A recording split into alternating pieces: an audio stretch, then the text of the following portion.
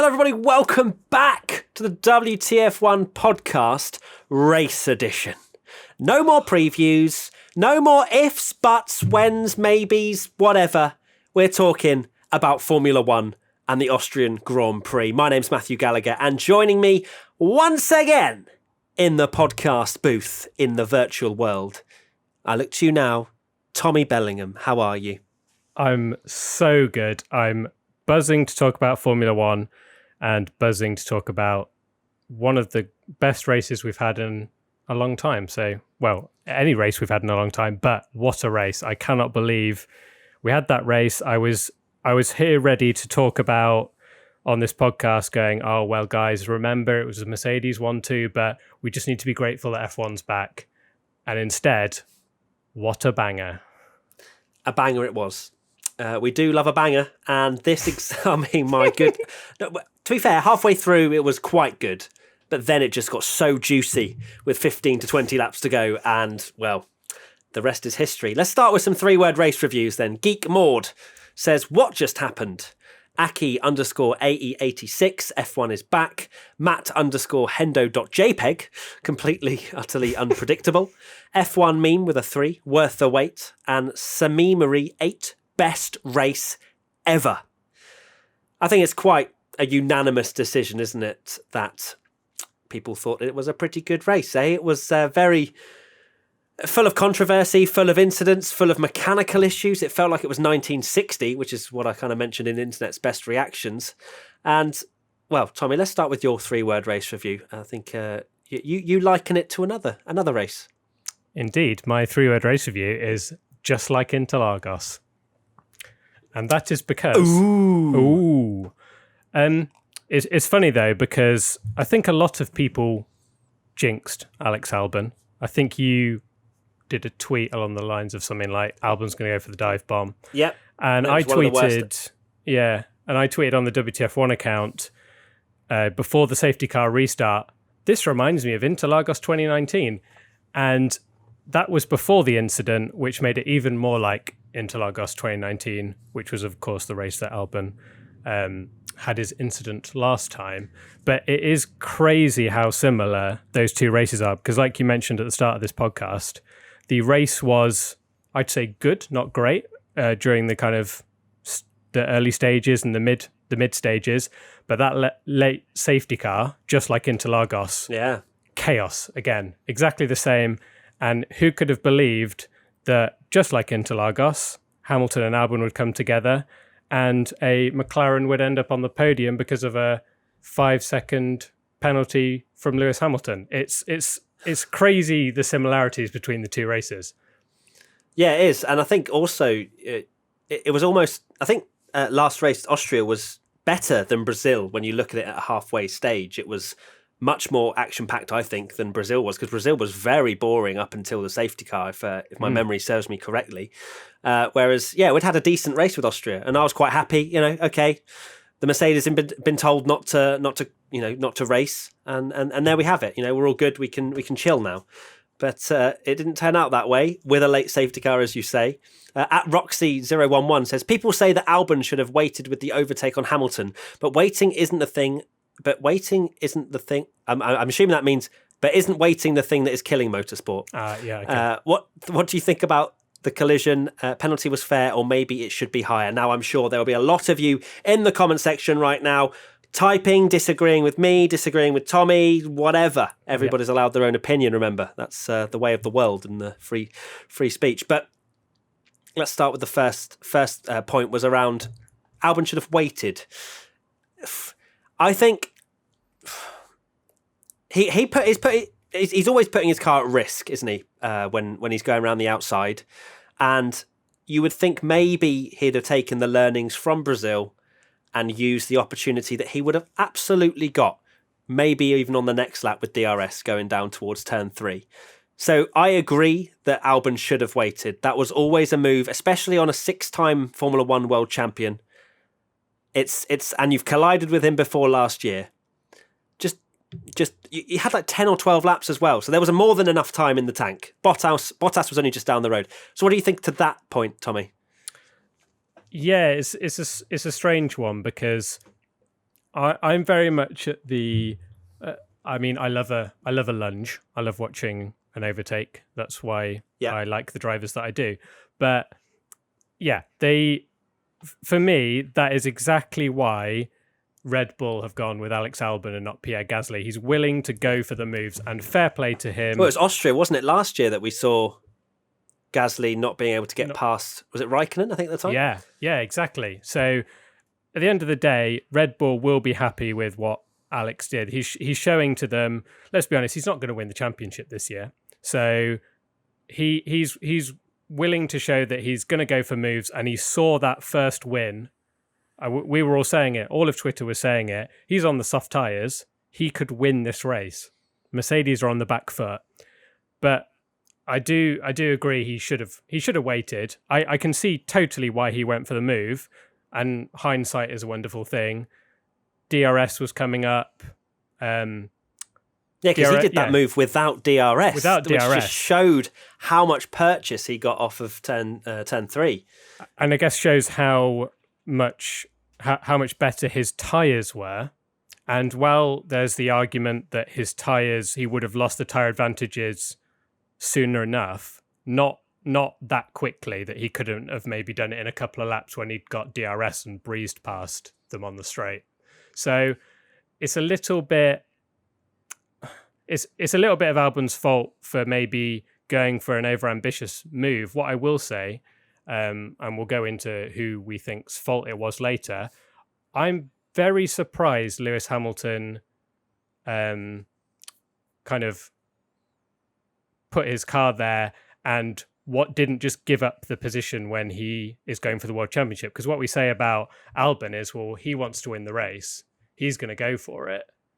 And Dan, our website editor, actually wrote a very interesting piece on this and went back to the quotes that Hamilton said in 2018 Brazil, when Ocon collided with Verstappen. And Hamilton said to Verstappen, didn't he, you had a lot more to lose. You have to know when to back out. And it's funny that he didn't really take his own advice there, because Hamilton could have let Albon go. Albon could have got Bottas, and then the gap would have been even smaller between Bottas and Hamilton in the point standings when, let's be honest, it looks like the championship is going to be between those two. So, yeah, a very strange one, but for me, it's hard racing. What do you reckon? It's a good point you make in terms of the whole Hamilton potentially relinquishing the position. But I think almost potentially Hamilton underestimated what Albon was going to do there, because when you look at the replay, he's obviously full locked the entire way, and we'll go into the penalty in a sec, but he's full locked the entire way, and he doesn't want to crash with Albon. He tries to give him space, but at the same time, actually, let's dive into the next bit, which is, what about the collision? Penalty, was it fair? Maybe it should have been higher. For me, I think the penalty was fair. I believe that Albon put himself in that position. Yeah, but he's more than entitled to not be hit by Hamilton in the position that he was in, where he was actually ahead coming out of the corner. Hamilton, as much as, he's as far turned on his steering wheel as he can. I saw some ridiculous comments of people that clearly don't have any idea about racing, where they were saying, well, why didn't he just turn more? But that's not how it works. You don't turn The worst one I've seen, while you're actually mentioning that, just while I remember, I've seen so many where people screenshot and then colour in the bit of the track to the right of Hamilton and go, why can't he be space here? Yeah, it's an off-camber downhill right-hander. If you know how racing cars go into corners, they do not hug the apex, and then it's not as easy as just being able to go to that bit of the track. Exactly. That was never an option, and he tried to get as far over to the right as possible. I think maybe what the stewards thought there was obviously Albon's result at the end of that, where he was in the gravel. Hamilton hit him, essentially. But also, I feel like watching the replay that Hamilton got back on the power. So everyone's saying, he couldn't have turned any more. But when you actually listen to the replay, and I might be wrong, I'm sure you guys will correct me if I am wrong, but for me, I feel like he gets on the power too early. And that's why he washes out just that slight bit more, tries to squeeze Albon. And I think it was Rosberg that said, I don't know if it was on German TV, I saw someone message me, again, this could be completely false information, but this is what I was told, was that Rosberg said that Hamilton did get on the power too early to squeeze and slide Albon out. So And Rosberg knows all about squeezing people. Yeah, Rosberg knows in exactly how to Austria. do that. So yeah, for me, I think 5 seconds was fair. No more than that for Hamilton. As much as Albon's race was ruined, I think that in my head, 5 seconds is what it deserves, because it was a racing incident, but at the end of the day, it was more Hamilton's fault than it was Albon's. And considering the two and how they ended up, I think it's fair. What do you think, Tommy? Oh, this is where we disagree. Go on. You're going to say it's a racing incident and that Albon didn't deserve that Hamilton didn't deserve a penalty? Absolutely. You are rubbish. I do not understand how you can give a penalty for that incident. Because Hamilton got back on the power. Yeah, but he has every right to squeeze Albon and give him a car's which he did. And I think Albon even himself admitted that he was already too focused on Bottas. I'm not saying it's Albon's fault in the slightest, but at the end of the day, two cars going side by side, neither of them need to back out. They just collide. And the thing that frustrates me in these things is everyone's desperate to share screenshots of an incident that happens at 200. Them in a favourable position, yeah, and 200 miles an hour. It's happening. Well, I don't think they were going 200 miles an hour. Tommy. I mean, it's happening. It's happening in the blink of an eye, though. Yeah. And you can't. It's easy to look at a screenshot and go, "Why didn't Hamilton just back out and turn his steering wheel?" No, it's all hindsight. But they're going side by side into the corner. Albon's going around the outside, and to be fair, I think you are right that Hamilton was probably surprised how quickly Albon is going round the outside there. Yeah, I think we all were. I don't think anyone expected us to see that. It was a huge amount of grip difference. I think he accelerated. Expecting him to just pull away again, and then was like, oh, hang on. And then again, that's happening in 0.5 of a second, and you have to react, and the two came together. It is very much, for me, I don't think it's 50-50, but I don't think you can penalise a driver who's not trying to ram someone off the track. Or I did enjoy Albon's team radio saying that Lewis is a sore loser. That was although to be fair to him, I will I think we've said it a number of times that it's hard to, in the heat of the moment, you're always going to think it's the other person's fault. Yeah, because even Albon himself was in the interview afterwards, he said that the Brazil one was 50-50, so he even changed his mind on that one now. If you like. That is interesting. Yeah, I don't personally see how you can give a penalty for that. Don't get me wrong, and we'll go into this. I am very glad they did because of what happened, and it made the race incredible. So as a neutral, I am very happy that they gave Hamilton a penalty, and also the fact that they did actually decide it on track, so we didn't have a Carlos Sainz situation where waiting for someone on the podium. Yeah, definitely. I wonder if the stewards feel more... Because obviously they have a rule book and they have the evidence, but do they feel forced because of Albon and how he ended up? I would like to see or find out from the stewards whether or not, if Albon was knocked off the road and carried on in fifth, got back through, whether Hamilton would still have got that penalty, or if they judged it on the fact that Albon's race was ruined. I don't know if we saw those variables or what the exact wording was for why they gave the penalty. Do you know? I'm not. I remember looking at the stewards report. I don't know off by heart, but I remember reading it, thinking they've not really said why Hamilton's got a penalty there. More just that, just very vague. Then just they've collided and someone went off.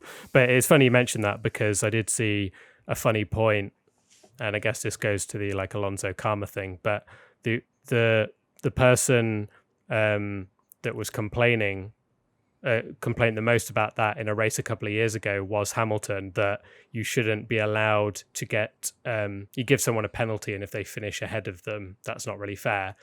But we've had this discussion a few times. That's kind of, do you give a penalty for what is actually happening, or do you penalise them because they're going to finish ahead of the person that they've collided with and someone's gone off? So it's such a difficult one.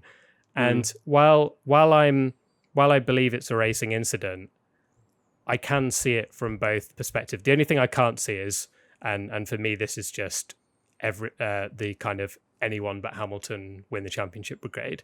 The only opinion I can't see is where people go, oh, we should have been disqualified, or we should have got a drive-through penalty. Like that's ridiculous.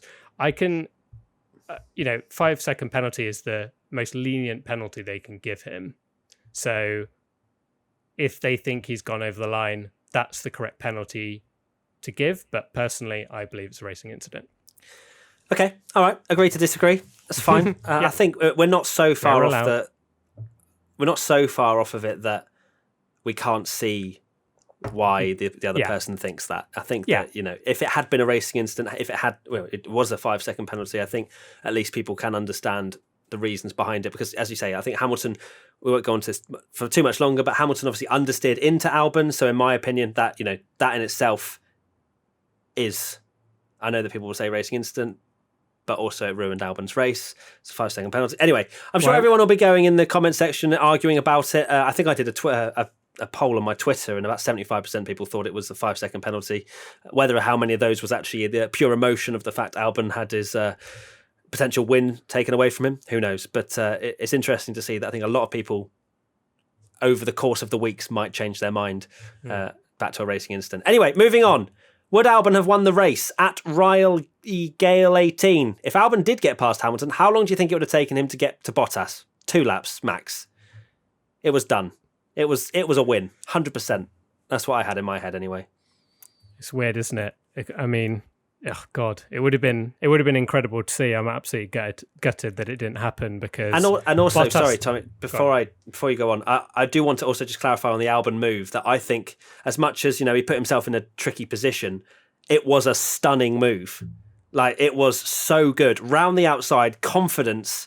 Obviously, the end result was Hamilton hitting him, but the actual move itself was daring, and it was Verstappen-esque, you have to say. Carry on, Tommy. Oh yeah. Oh, I will agree with that. He is showing Red Bull why they chose him. Albon.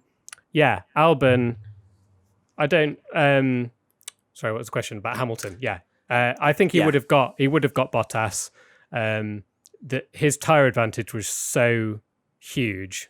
You can just see from the run he got, even round the outside of Hamilton, he would have, especially when he got DRS, which is so frustrating to me. Why, he could have waited. It's all hindsight. He could have waited and might have been able to get past easily. But yeah, I think he would have got Bottas. The thing for me is that he ended up, and we will never know. I don't think we'll ever know that this was the reason, whether it was the contact or not. But if he had an issue with his power unit, like it seemed to have suggested at the end, or an electronical problem, can you imagine if he had got into the lead and then conked out with 2 laps to go from his maiden victory? I think that would be 100 times worse, to be honest. Yeah. As you say, we don't know, but let's think that it's because of the impact, and Albon would have won otherwise. Albon as well. I was thinking about this. I am gutted for him, and you're the same. I saw your tweet about how you feel so sorry for him because he's such a likable driver. He's a brilliant driver, and he's not got that podium yet. The only thing I will say is that the thing that at least is a good positive spin on it, I guess, is the fact that it's not a situation like maybe Hülkenberg at Brazil in 2012, where you think he is never, ever going to get a chance like that again in a Force India to win a race. Albon's got a great future ahead of him. He's showing that he's making, he's willing to make overtakes. He's only just started at Red Bull, and he's already proving himself as a brilliant driver. He's in a top car. He will get that podium. He will get a win. His time will come, 100%. Absolutely. Right, my 3-word race review now. Norris realises potential. Now, they're obviously amazing that Lando Norris got his podium. It was amazing to see. I think everybody had some sort of joy seeing Lando on the podium, which is still very weird to say out loud because didn't expect that going into Austria, not going to lie. But I think there's more to it. Which we saw in the race. So Lando fighting off Carlos, he could have easily lost that podium to his teammates again, or not lose it again, but Carlos could have been on the podium again, which would have hit Lando hard. But no, he fought hard. against Carlos to keep the position. Obviously, Sergio got past him, but then Lando did a daring move up the inside where I can't believe Sergio actually turned in on him, to be honest. But an amazing move on Sergio. Again, the confidence under the braking, something that we didn't really see at the start of last year. Look at the start of this year and he's a completely different man. And just generally, I think Lando's really cementing his place in Formula One with a drive like that. And to set the fastest lap of the race on the last lap to take P3 away from Lewis Hamilton is just what dreams are made of, I can imagine, for Lando. So that's the reason I went for that 3-word race review. Would you agree, Tommy? Yeah, the end was a strange one. And going on Lando, I noticed over the winter there was this really strange sort of small section of Twitter that seemed to think he was really overrated and a fraud and he'd done rubbish against Sainz. But I think into context, you done rubbish against Sainz, but beat him in qualifying. Cool. Yeah, exactly. People seem to forget he beat him in qualifying, and also Carlos Sainz has been in F1 as long as Verstappen, I believe, or at least nearly as long. Yeah, longer, surely. Yeah, sorry, yeah. So since 2015? So coming up to 5 years in F1, and that was Lando's rookie season. He was unlucky as well, and he didn't do incredibly well on the points, but I think it was unfair that people were kind of claiming that he hadn't done that well. And I totally agree. I wrote this in my notes as well, that the end of Lando's race was really, really strange, because when he was on the new tyre at the end, and just like Albon, I was thinking, right, he's on for a podium here. This is incredible. I can't believe Lando's in this position. He's got to do it. And then he got overtaken by Leclerc, I think. Yeah, he did. And I was thinking, oh God. No offense to Leclerc. I remember thinking, are we going to have two Mercedes and a Ferrari on the podium after all this? It's crazy. And then Carlos Sainz was all over the back of him, and you just think, Lando, you've blown your opportunity here. You're on fresh tyres, you're an amazing opportunity, and you just don't seem to have been able to deliver it. So I was amazed that he managed to not only fight Sainz off and stop him from coming through, because they quite could have easily, McLaren told him, get out of the way of Sainz because he's on for a podium here. Yeah. Fought him off and then just came through the pack, past Perez, which I believe he didn't even know Perez had a penalty at that point, from what I heard from one of his interviews afterwards. And just that final lap, that has to be one of the coolest ways to get your first podium ever. And I am so glad, like we were saying earlier, that it was done on track, in terms of they actually, and you knew that he'd been on the podium when he crossed the line. It wasn't like Carlos's was, where we had to find out 3 or 4 hours after the race. It was incredible to see, and I absolutely loved, I mentioned it on my Twitter as well, how F1 put up that graphic, because we have been very critical about AWS and tyre graphics and all that. So credit where it's due. Them putting the time up, and you could see it. And when it was 5.7, I thought he's got absolutely no chance. Yeah. It's unbelievable. And then to put in that lap, I mean, fair play, incredible. Yeah, fastest lap of the race, takes another point away from the first round of the season. And I was going to bring up the tweet that you mentioned anyway, but I completely agree. The graphics were on point. You could see it, and just I think as it came up with the big 1, 2, 3, and then the gap the gap disappeared, didn't it? But I think you just saw it go to 4.9, and then you were like, oh my God, is he going to get it? And then I guess it was that. I'm actually quite happy that there was that tension, because then the 100%. Graphic came up 5 seconds later, 4.8. Oh my God, full on fist pump, everything. It was really good from Formula One, especially because they would have had to do that pretty much on the fly. And fire up those graphics. I'm sure they were pre-prepared, but it's still great to see that they did something that definitely added to the element of the suspense, didn't it? It did. It was almost like watching a kind of rally time trial, or almost like a qualifying lap at the end, because you weren't really watching a race for an overtake. You were just watching a gap. It was like he was going for pole position or something. You were just watching a time attack or something. Yeah, time attack. And you're watching this lap going, can he do it? Can he do it? And then I loved the pause that they did, where it just said fastest lap, and it's like, oh my God, has he done it? Has he done it? Yeah. And then it popped up really and said 4.8, and yeah, we were cheering at home. Like it was awesome. And I imagine a lot of people, I've seen a lot of tweets, and some people even filmed themselves reacting to it where they were stood up on their seat. And that's what we love about F1, isn't it? It's incredible. Yeah, it's those moments. It was awesome. So hats off, even though I'm wearing a WTF1 hat. But yeah, it was really good to see. So well done. Right, next question. It's Gabriel_21. Was Lando Norris the driver of the weekend? Yeah, I said that Lando was driver of the day. I think very closely followed by Charles Leclerc. When you look at the onboards of Sebastian Vettel's car, and I know they don't have the same setups, but it's clear that the Ferrari is not a particularly good car right now. And for Charles Leclerc to somehow, and he said himself, he drove one of the best races of his career, to bring that pretty much dog of a car to P2 was sensational. And I think maybe Charles Leclerc didn't get my vote for driver of the day purely from the fact that he wasn't really shown that much in the race, whereas we saw a bit more of Lando, a bit more of the fights there. But I think Lando definitely deserved it, all being told. But yeah, Charles Leclerc quite closely behind.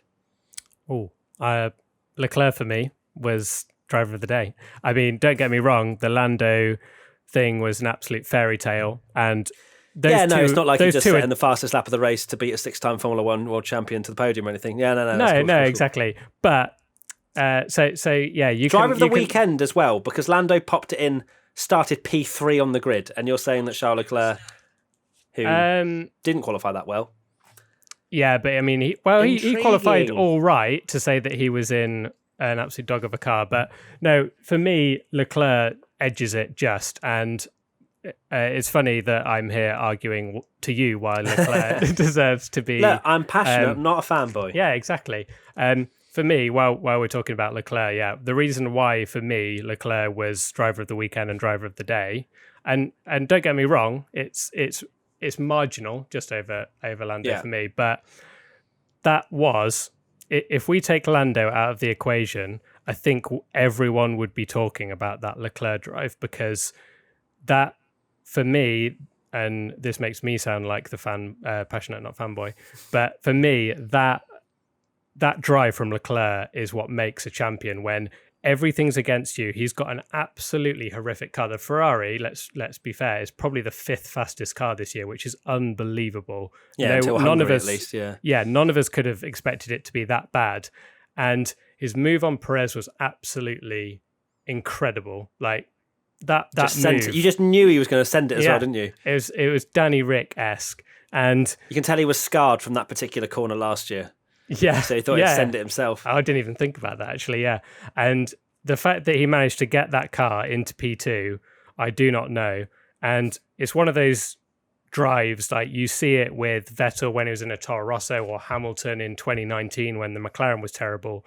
That's what makes a good champion, when you can get everything out of the car when it's absolutely terrible. And he could have quite easily thrown a hissy fit, written off the ear and said, we've got no hope. But he managed to get that car to P2, and I think that shows incredible skill. And yeah, that's the sign of a champion for me. So I'm super, super impressed with Charles Leclerc after that, to be honest. Cool, I'll accept that for sure. Next bit, Mercedes strategy.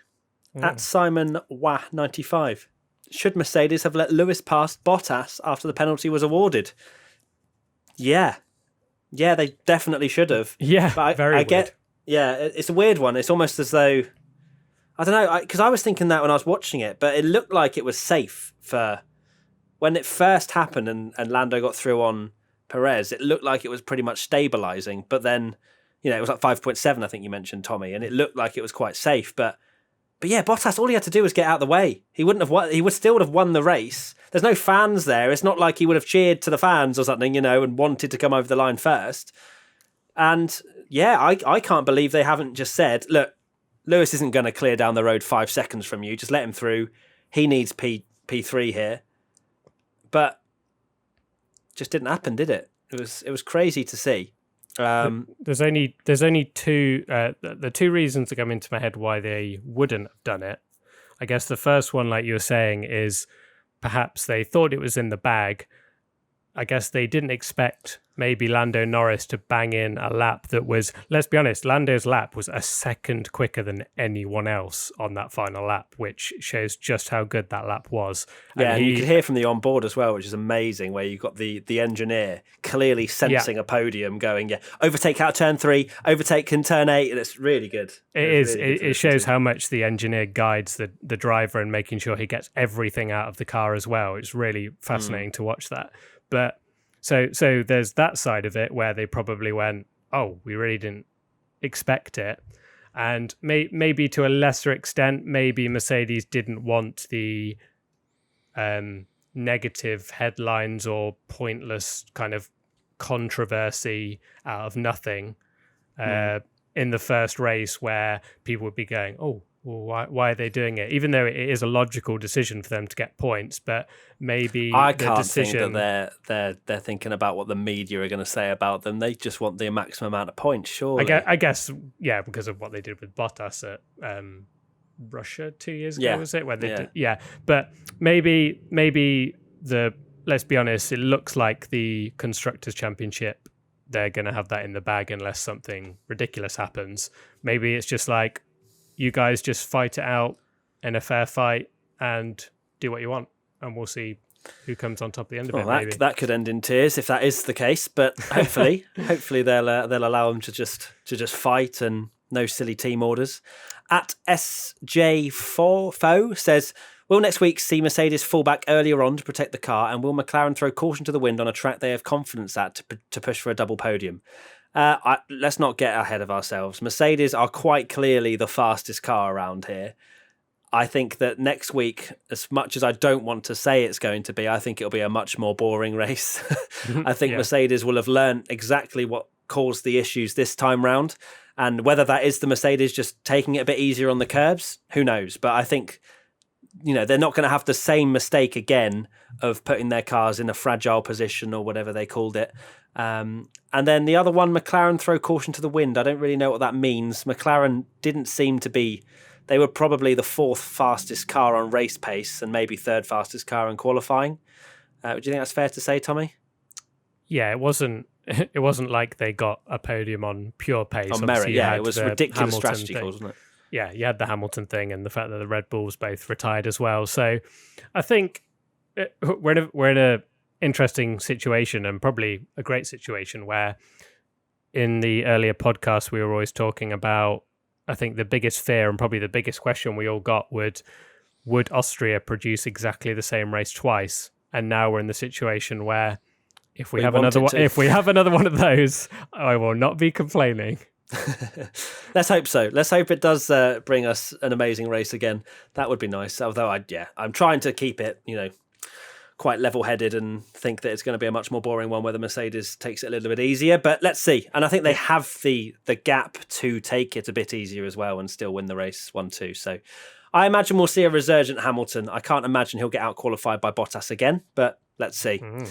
Reliability, so many DNFs. It felt like it was 1960 with the amount of cars that were just conking out. There was flames coming out of some people's engines. There was all sorts of stuff this weekend. At Tyler_ad17 says, do you think that the engine failures and driver errors were down to drivers not driving in months and cars have not been used in months?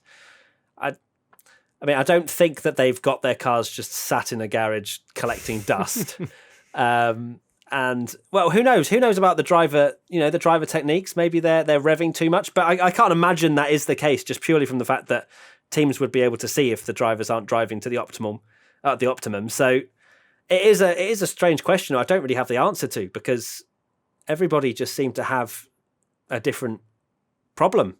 I don't know if you could shed any light, Tommy. It is so weird, isn't it? I've not seen anything online where someone said this is, the definitive reason why we had so many DNFs. It was the most DNFs we've had since 2015, so it's been a long time, and we're used to kind of bulletproof F1 cars now, where even if you get kind of 3 retirements, we call it a race of attrition. So this was crazy to have so many different incidents, and like you say, they all seem to be different. The driver thing is a funny one, because it was very weird that Did you see the thing that Max Verstappen hadn't driven a Formula One car since testing because he couldn't he didn't do the shakedown, do it, didn't do the shakedown or anything. So when he got into the car in FP1, that was the first time he'd driven. And I guess all the other people were doing things like filming days. So surely it does seem too coincidental that you have how long has it been since testing? 5 months? 4 months? A 4-month gap where they were testing, and then a 4-month gap where they're not allowed to test, and then all the cars retire, like a lot of the cars retire. That must be to do with that gap, surely. And the fact that maybe even the fact that they were prepared for Australia, like preparing the cars for Australia, and then you get to Austria, and we know what Austria is like with the curbs ripping the cars apart, and they just weren't ready for it. I'm really interested to see how many cars finish this weekend, to be honest, and see if there is a trend with this track. And obviously we had a tyre failure for Kvyat, which clearly that was to do with the curbs.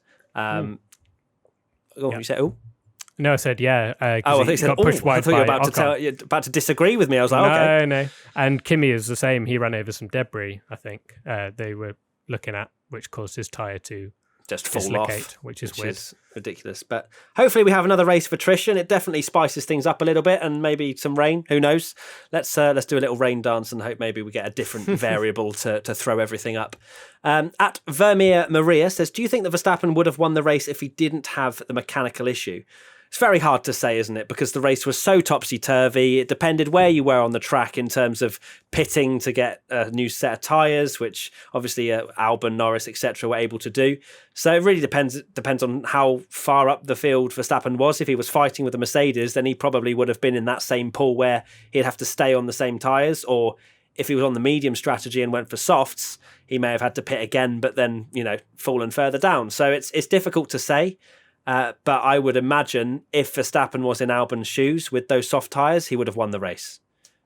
Yeah, I agree with that. It's too hard. It's too hard to say, yes, he definitely would have won the race. We were, luckily the race was so good because we were robbed of that Verstappen fight with the Mercedes, where it would have been really interesting to see how he came into play with his different tyre strategy.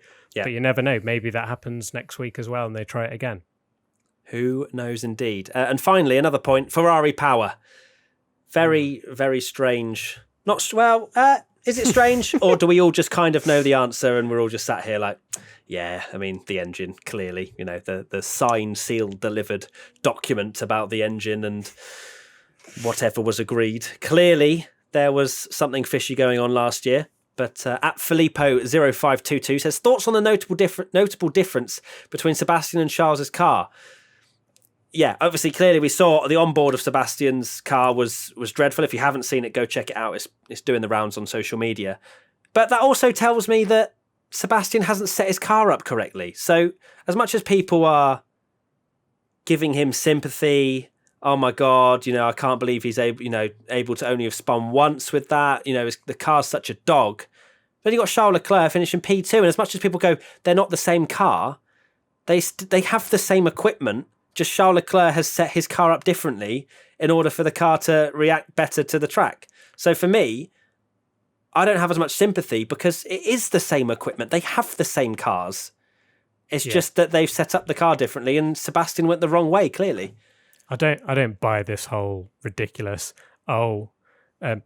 especially because there seems to be, and again, this is going to the point where you share screenshots. People share one 30-second clip of Vettel where he makes 2 lockups, and then share another clip of Charles Leclerc where he's lunging up the inside of Perez and go, look, they're different cars. It's like, you don't know what lap they're on, you don't know what tyres they're on, you don't know what conditions they're in. And we've said this so many times, there's absolutely no way a team would sabotage their own car. We've had this at Red Bull when it was Webber getting sabotaged and Vettel was being favoured, and but the they new front were wing supposedly wasn't it, or sabotaging it and stuff, which they weren't doing. So it's just, like you say, it wouldn't surprise me if they just built their entire car around Charles, especially which we now know that they we're never going to sign Vettel, which obviously caused a bit of controversy. But perhaps they just built the entire car around Charles, and we know that Seb has struggled. We know Seb struggled with the new kind of. Let's be honest. He was one of the greatest of all time when he was in that Red Bull, and he has had his moments, but he hasn't been the same driver in the hybrid era for whatever reason. So he just is just struggling more than Charles in that car, and that does happen in F1.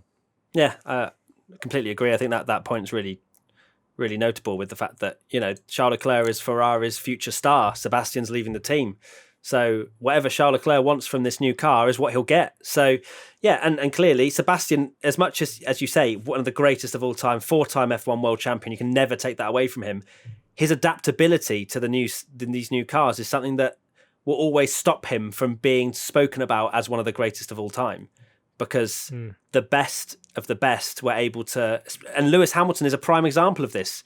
He's won in every era of Formula One car that he's driven in, pretty much. So that's why Hamilton, in a lot of people's eyes and mine, will always be above Sebastian because of that. As much it's like on his day, like Jenson Button on his day is one of the best on track, fine. But it's the drivers that can turn up on every day when it's not their day and still get podiums, get a P2 for Charles, for example. So that's my 2 cents on it. Yeah, exactly. It pains me to watch because Sebastian is clearly a lovely guy, a fantastic champion. Yeah. And you hear so many amazing stories of him off track as well. And I'm pleading for him to do well, like especially if this could be his last season in F1. You want it to go well. You don't want him to be spinning with all the Spinala jokes and stuff. You want him to succeed and do well and have amazing races and take a win or something. But he just isn't, for whatever reason, isn't that same driver he used to be in the Red Bull days, and it is painful to watch. And it is crazy to also think that we may have already seen, and I saw this on Twitter, forgive me, I can't remember who tweeted it, we may have seen Sebastian Vettel's last win in Formula One already, because of how bad the Ferrari is right now. Oof, we don't know. Painful. Like, that is weird to think, isn't it? It is strange, and you have to think that Ferrari aren't going to realistically get a crazier race than that, and they still didn't win. So it's very unlikely that we're going to see a Ferrari win this year if they're the 5th fastest car, unless they bring some major upgrades or miraculously. Well, hopefully Hungary will be a step in the right direction, and then they can start fighting for podiums at least. But who knows? They're hyping up Hungary, and that is really, if they don't improve a huge amount, then goodness me, it's not going to look good. Anyway, at Viper says, should teams like Haas and Alfa Romeo look at other options for engine suppliers? Yikes. Clearly, because they're at the back of the field, Haas and Alfa Romeo, when they were absolutely laughing last year with how good their engine was. Yeah. And now they're rubbish. So obviously they're going to have to look into other options. Oh, what was that? Sorry, I just sneezed. Oh, okay, lovely. I forgot you can't see me. I thought you just went, ooh. I was like, okay, wow, you feel really strongly about this Haas and Alfa Romeo version. But yeah, obviously it depends what other engine suppliers are on the table for them. It's not as simple as a plug and play for some teams. So, and Haas and Alfa Romeo, I'm sure, don't have the huge amount of money to play around with. So, who knows? And Alfa Romeo are part of Ferrari. Yeah, and so they're never going to be associated. Alfa will never. Yeah, never go to anywhere else. It's mad, isn't it? I mean, Ferrari have admitted now that they're 0.7 seconds slower of lap time on the straights alone to Mercedes. I saw a lot of people trying to justify that Ferrari have just built a bad car, but the fact that if you look at the speed differential between the lap times and the fact that it was Ferrari, Haas and Alfa was significantly slower than last year. And yes, it's all right saying, oh, well, they're not all last in the speed traps, but there's something there. It's too coincidental. Yeah. And everyone, let's be honest, everyone knows it. And they've even, I know some of the media this weekend tried to kind of poke Red Bull and go, oh, this is funny, isn't it? And they've almost been like, yeah, we know. They don't want to come out and say it, but I think everyone secretly just knows that that's the reason, isn't it? Let's be honest. Yeah, and definitely. also someone made a good chance that if they don't improve, they're going to have a absolutely horrific Italian Grand Prix at Monza this year. If their engine is 0.7 seconds a lap slower, they're going to be getting lapped. They're going to be. They might even struggle to be in the points. So, what a difference a year makes, eh? Or just over a year, anyway. But right, Crazy. Here we go. Then we're going to put this into post because we don't have any means of playing this in real life because we haven't had it. We haven't done it since last year, eh, Tommy? It's been. Well, my goodness me, it's been a long time coming, but now it's time for. Now it's time for WTF1. Okay, here we go then. Let's dive straight into it. Mercedes, we're going to go from the top. Lovely. Hamilton, Lewis. What are we going to rate Lewis Hamilton for his... Well, I'm going to give him C. Yeah, 100%. Lovely, get out of my head. A rare kind of off weekend for Hamilton. It's rare, isn't it, that Hamilton gets beaten by a driver or ends up in contact with people and stuff. And I know people will now be screaming, you said it was a racing incident, but I'm not saying it's not totally him to blame. But it's very rare, and it almost seemed that it's rare that you get one Hamilton mistake, and there seemed to be, a fair few in that race where couldn't get past Bottas, had the grid penalty. We've not even mentioned that he sped under yellow flags in the qualifying, which gave him a penalty. So, yeah, really, really odd from Hamilton. And there was some footage going around as well about Hamilton having sped under double-waved yellows as well. Which did you watch that? Yeah, he gained like 2 seconds on Bottas. Yeah, he was nowhere near Bottas and then ended up right on his tail. So, but then I saw lots of people saying that Bottas just slowed a significant amount and the drivers behind were pretty much the same pace as Hamilton. Okay. And then I think Magnussen or someone didn't slow down at all. So, yeah, I think it was Bottas slowing down a huge amount or something. But that's what I read anyway. So, yeah. Okay, let's go with C for Hamilton. Bottas, let's go with an A star. No, A. Why? Why not an A star? Because pole, race led every single lap. He got pole just and kind of spun off on his second lap, which you kind of you never know if Hamilton had a clean run. That's a cheeky Nico Rosberg from Monaco type vibes. Yeah, okay. So maybe he's it's his 99 awareness, isn't it? He was a 10th up. He was about to boom it. That's what he said anyway. We didn't say boom it. He did. How can you not give him an A star? Because he didn't have the same pace. Like once Hamilton had got through the field, Hamilton caught him up from like quickly, 7 seconds to. And I genuinely, people will be calling me a fanboy now, even though I'm definitely not a Hamilton fanboy. He would have. I think it would have been gone down to the wire between Hamilton and Bottas, and we would have had a nice fight between them. I don't think Bottas had a big head start, and Hamilton still caught him up. So I don't think it was the perfect race for him. But how do you measure that when we know that Bottas's car was more fragile than Lewis's? He was suffering with some problems. They both were. You don't know the ins and the outs, but I guess we were given that information that Mercedes. Anyway, we're not supposed to go in this deep into ABCDF1. Give it A. Okay, fine, whatever. A, fine. A and a half a star. Charles Leclerc, let's give him an A. A star. That's definitely an A star. Yeah, 100%. Almost perfect. Again, like A star is perfect. And what more could he have done? Win the race. Win the race. In that tractor. I think it's difficult, as I say. I think Charles Leclerc... It's difficult to give an A star to a Ferrari driver who finishes P2 after a rubbish qualifying, but then you have to change your expectations and your reality to what is actually going on there. So A star. Okay, we're in 2014 again. Remember, they're Ferrari essentially. Yes, they're the dogs, unfortunately. Sebastian Vettel. Let's give him an F. Oh, I don't know. God, he was pretty bad, wasn't he? He literally he finished 10th. Yeah. He spun as well. And I saw some comments. He got knocked out in Q2. Yeah, knocked out in Q2. Didn't seem near the pace of Charles. He did catch up, but then just, again, these errors, it just turns him into a meme, and it's so disappointing to see. Yeah, we'll go E. E. I think F's too harsh because the Ferrari is horrible. It is horrible. Max Verstappen, quite difficult to obviously rate because he conked out, but I mean, he did nothing wrong.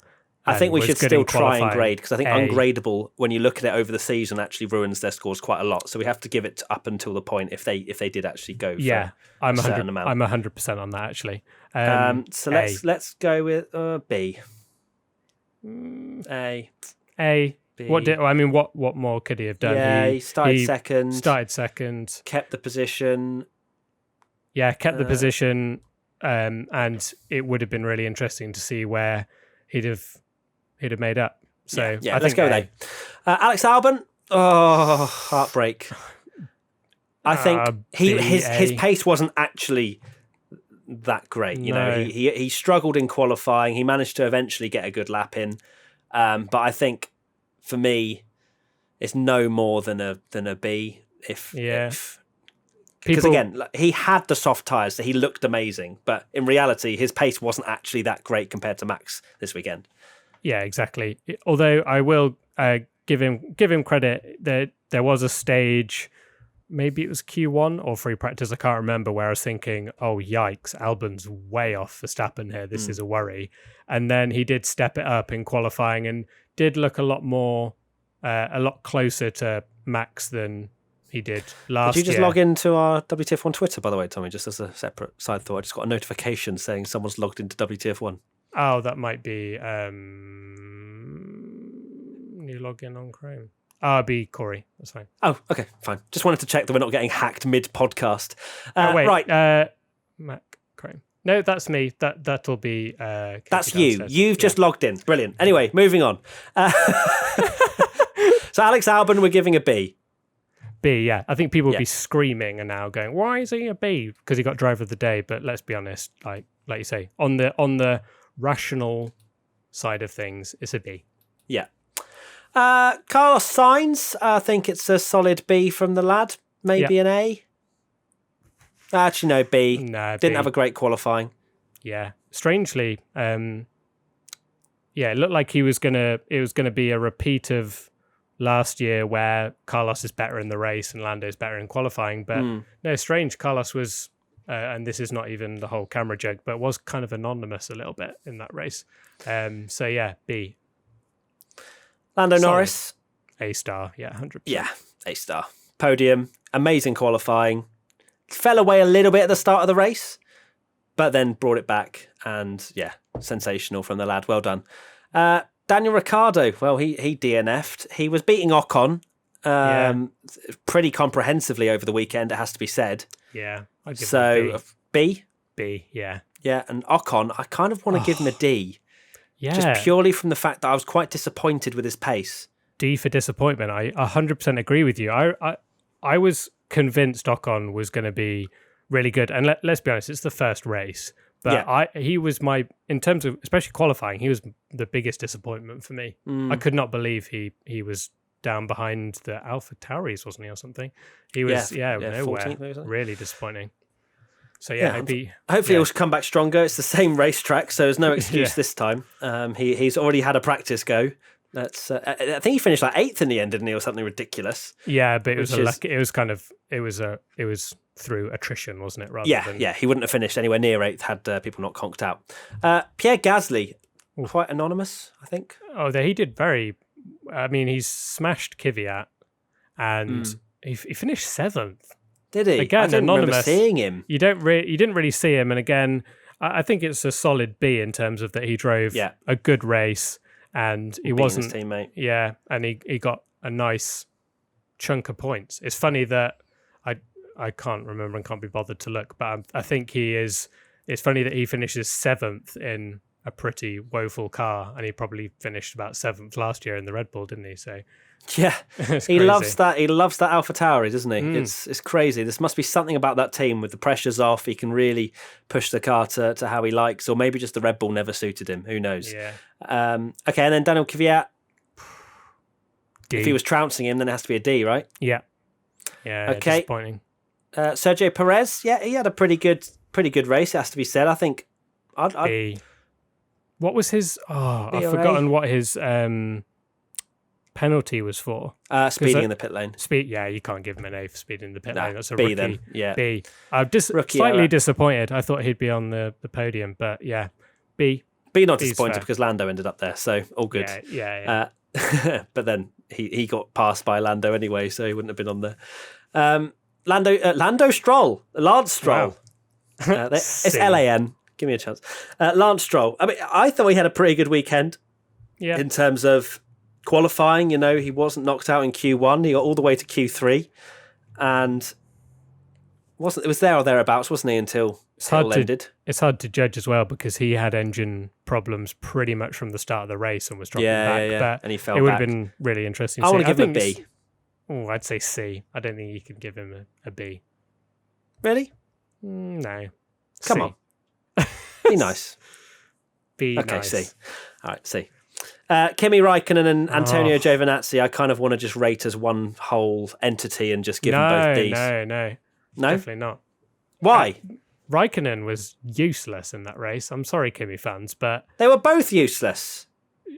Giovinazzi ended up 8th, which I guess was getting on tyres at the end. But I mean, he is up against a world champion, albeit he's not the man he used to be. I'd give Raikkonen a D and Giovinazzi B, C. Okay. Maybe a B. Yeah, a B. All right, if you finished... Okay, all right, I take it back. I just remember in the race where they were both kind of fighting each other for 27th, and it just was quite uninspiring. But I guess really Giovinazzi has done aren't well they?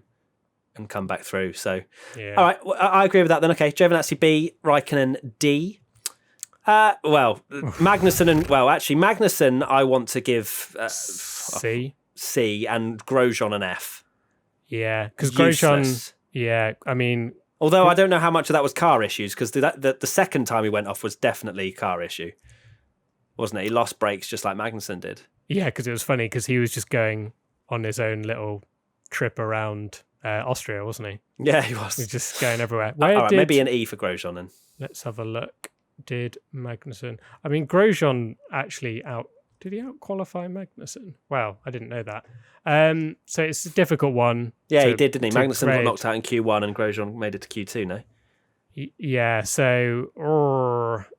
they're so hard to do. But Grosjean had such a bad race. Yeah, he did. I reckon D for Grosjean, C for Magnussen. Okay.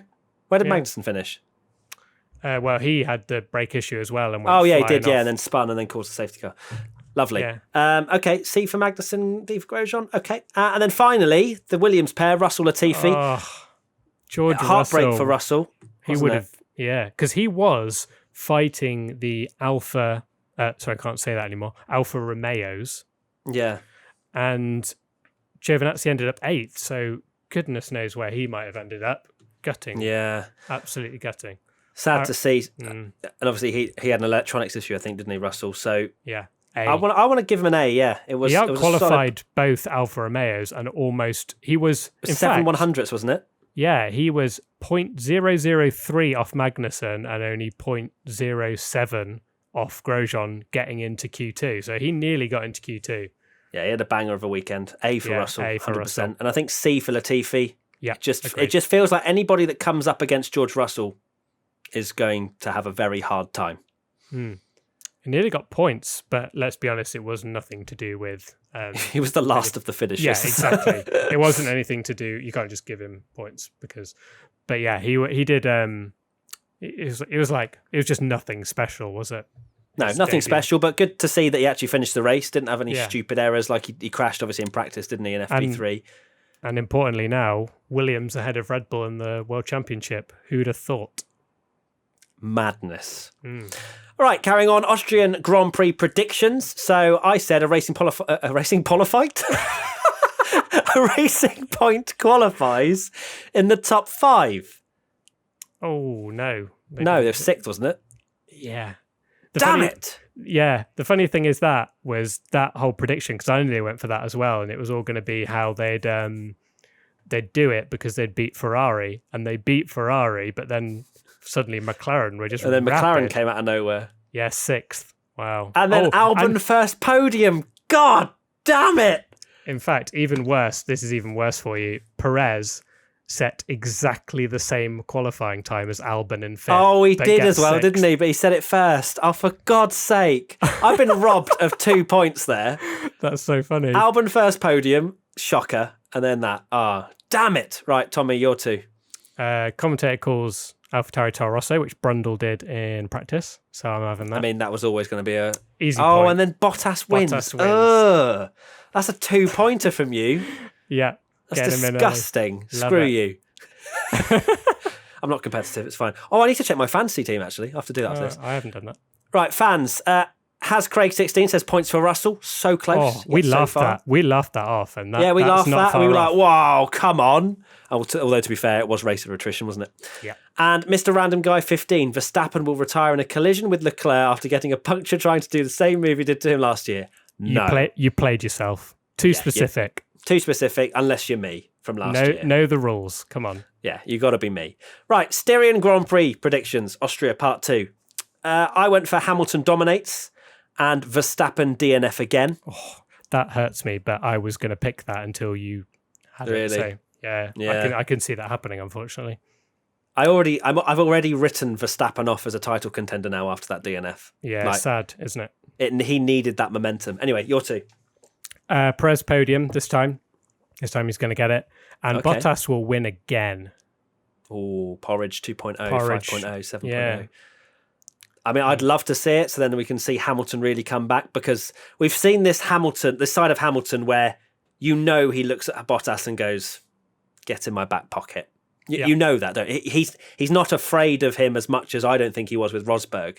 I think Rosberg kept him on a different kind of edge, whereas I feel like he's not particularly fazed by Bottas. But I think if Bottas gets a few wins under his belt and gets a healthy lead, Hamilton might have to step up a gear in many ways, and how he also views Bottas. I don't know if you agree with that, Tommy, but I do, and it's really interesting, isn't it, that while we're gutted that Mercedes look to be back to 2014 spec Mercedes where they're just miles ahead of everyone, not necessarily the worst thing in the world if it means that it's just those two going for the title and we get a proper title fight, if Bottas can step it up. So we shall see. yeah, I'm happy for that. I'm happy for a Bottas versus Hamilton. As long as there is that, it's all good. Fans, Marcus Holmes says there will only be one retirement, and the Josh of Wades. Albon absolutely sends it into Hamilton on the opening lap. I would love to see that as well.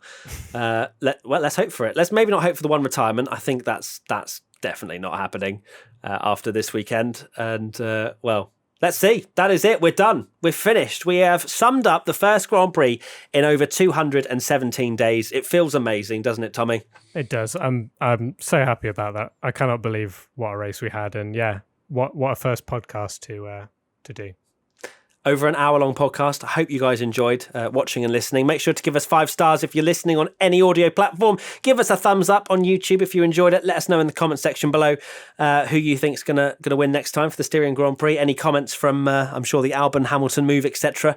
I look forward to reading those. And until next time, we'll see you for the Styrian Grand Prix in only a few days' time. Indeed. Bye-bye. Bye. Bye, Tommy. I'm waving at you now. Bye. I'm waving at you. Bye. Bye. Bye. Bye. Bye. Bye. Bye. Bye. Bye. Bye. Bye.